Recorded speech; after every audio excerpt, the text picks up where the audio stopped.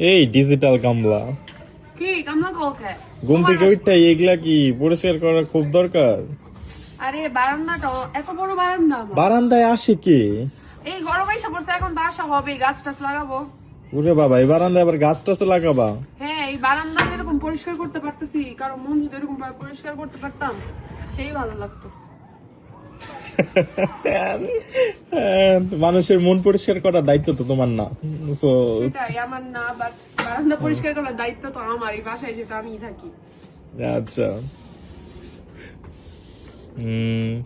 কথা হচ্ছে যে এই যে এগুলা যে করতেছো, একটু পরেই তো বলবা যে তোমার খারাপ লাগতেছে অনেক, মাথা তুমি টিপ্পা হাত পা দিতে। টিপ্পা দিবা? ও, এইটাই তো, এগুলা করার দরকার নাই তো।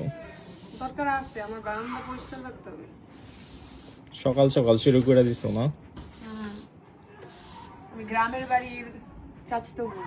আবার হচ্ছে হলো গাছ, এর আগের বারও কিন্তু সেম কাহিনী করছিল, গাছ আইন ওগুলা গাছগুলা শুধু শুধু মরে গেছে গা, এইবারও সেম কাহিনী হবে।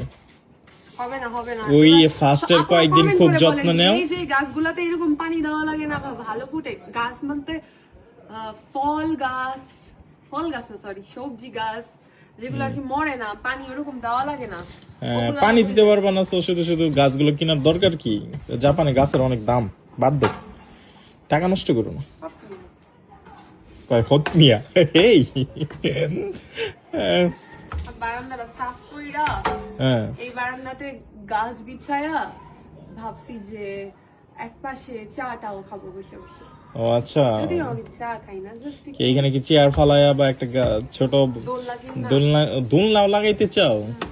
উপায় নাই, শেষ। কেমন হবে ভাবো, দোলনা যদি ওই পাশে থাকে কি সুন্দর লাগবে না? এই বুদ্ধি এগুলা কই পাও তুমি? এগুলা আমার ব্রেনের মধ্যে থাকে অলরেডি। ও, 2 দিন তারপরেই হচ্ছে হলো এই বারান্দা আবার সেই পড়েই থাকবো।